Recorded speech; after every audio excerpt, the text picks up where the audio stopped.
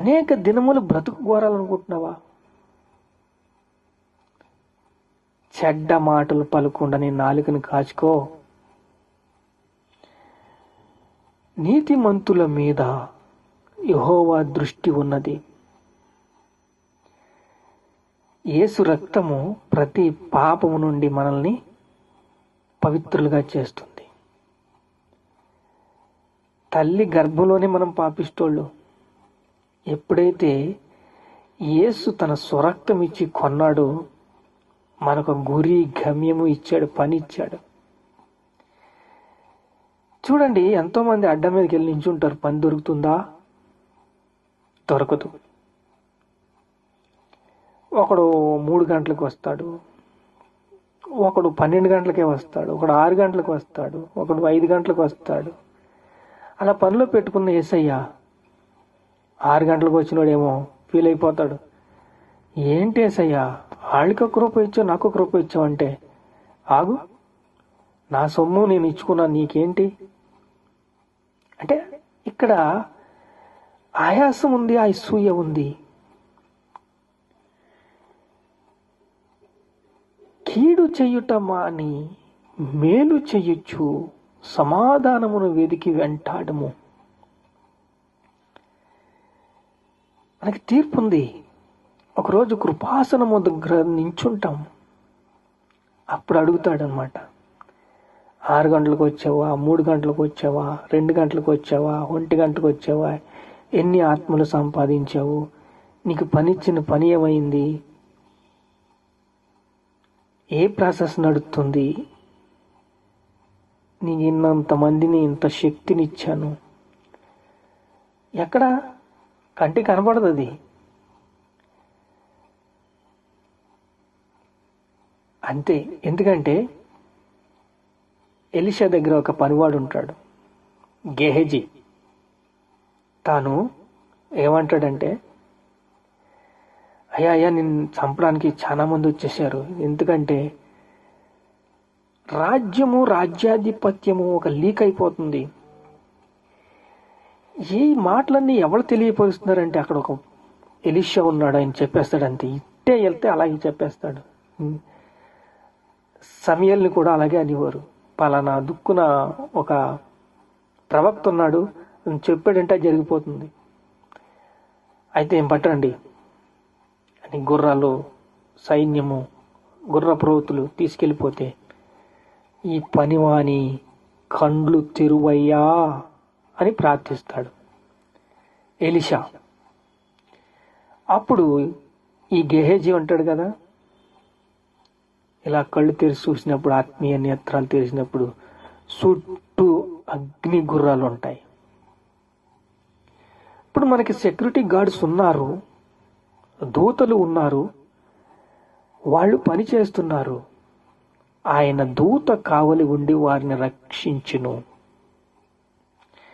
యెహోవా యందు భయభక్తుగా వారి చుట్టూ ఆయన దూత కావలి ఉండును. ఒక దూత 1,85,000 మందిని హతం చేసి ఒక రక్తపు చుక్క కూడా చూడలేదు. స్మాష్. యుద్ధం అలా ఉంటుంది. మేము పోరాడుచున్నది ఆకాశ దురాత్మ సమూహులతోనూ, ఈ లోకనాథునితోనూ, ప్రధానులతోనూ, అధికారులతోనూ యుద్ధం మొదలుపెట్టినప్పుడు మా ఆయుధములు శరీర సంబంధమైనవి కావు, దేవుని ఎదుట దుర్గములు పడదోయంత బలమైనవి. అర్థమైందండి?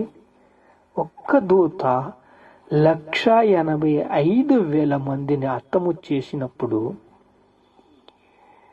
మా ఆయుధములు శరీర సంబంధమైనవి కావు, దేవుని ఎదుట దుర్గములు పడిపోతాయి అంతే. శత్రువు పాదాల కిందకు వస్తాడంతే. రాజ్యం అప్పగించవలసిందే, పత్యము అప్పగించవలసిందే. అప్పుడు అంతం వస్తుంది. ఇప్పుడు మనము దేవునిలో ఉన్నాం. దేవుడు మనల్ని ప్రేమిస్తున్నాడు. ఎందుకంటే ఒక్క రోజు వస్తుంది, ప్రతి ఒక్కటి ఎన్ని ఆత్మలు సంపాదించామని దేవుడు అడుగుతాడంతే. ప్రయాసపడదాం, ఒకరోజు వస్తుంది, మంచి రోజులు చూడబోతున్నాము. ఆయన దూత కావలి ఉండి మిమ్మల్ని రక్షించును. వినండి, ఆయన మనల్ని ప్రేమిస్తున్నది. శత్రువు పాదాల కిందకు వస్తాడు. ఎన్ని కోట్ల ఆత్మను సంపాదించావని అడుగుతాడు దేవుడు. మీ సరిహద్దులు విశాలపరుచుకోండి, నమ్మకముగా ఉండండి.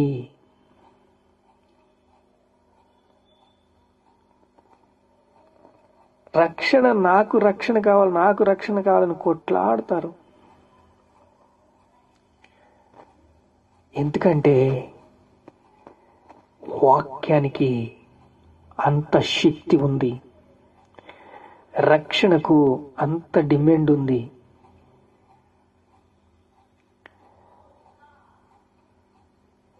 యెహోవా ఉత్తముడని రుచి చూచి తెలుసుకోండి, ఆయన ఆశ్రయించు నరుడు ధన్యుడు. ఆశ్రయిస్తారు, పరిగెట్టుకుని వస్తారంతే. వాక్యం కావాలి, మాకు వాక్యం కావాలి. ఎరికో గోడలు కూలిపోనియండి, ఎర్ర సముద్రం 2 పాయలుగా అయిపోయిందండి. ఇలాంటి అద్భుతాలు చూస్తారు. ఎందుకంటే యేసు రక్తం సకల పాపముల నుండి మిమ్మల్ని పవిత్రులుగా చేస్తుంది. ప్రార్థన చేసుకుందాం. మహాపరిశుద్ధుడైన తండ్రి, కీడు చెయ్యుట మాని మేలు చెయ్యచ్చు సమాధానమును వెదికి దానిని వెంటాడుము. యెహోవా దృష్టి నీతిమంతుల మీద ఉన్నది, ఆయన చెవులు వారి మొరలను ఒగ్గి ఉన్నది. దుష్క్రియలు చేయు వారిని జ్ఞాపకము చేసుకొనుమును. తండ్రి, కృపిచ్చవయ్యా. ఇక స్తోత్రాలు. ఘనత, మహిమ, ప్రభావాలు మీకే చెల్లిస్తున్నాము తండ్రి. ఆమేన్.